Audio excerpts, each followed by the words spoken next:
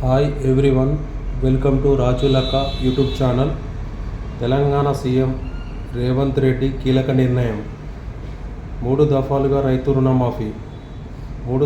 రుణమాఫీ చేయాలని సీఎం రేవంత్ రెడ్డి నిర్ణయించారు.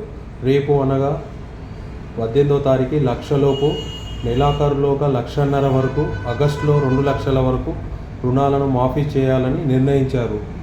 ఈరోజు జరిగిన టీపీసీసీ సమావేశంలో రేవంత్ రెడ్డి మాట్లాడుతూ, రేపు సాయంత్రం 4 గంటల వరకు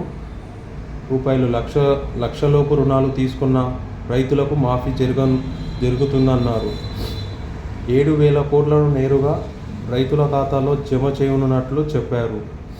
నెలాఖరులోగా 1,50,000 వరకు రైతు రుణమాఫీ చేస్తామని చెప్పారు.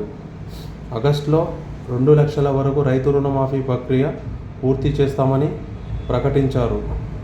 గాంధీ కుటుంబం మాట ఇస్తే అది శిలాశాసనమన్నారు రేవంత్ రెడ్డి.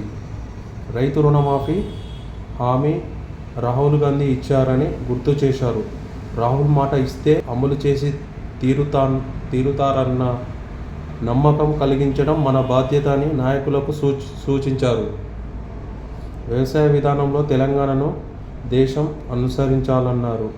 రుణమాఫీ పేరుతో కేసీఆర్లా రైతులను మభ్యపెట్టడం లేదన్నారు. మనం చేస్తున్న ఈ మంచి పనిని ప్రజలకు వివరించాలని నేతలకు రేవంత్ రెడ్డి సూచించారు.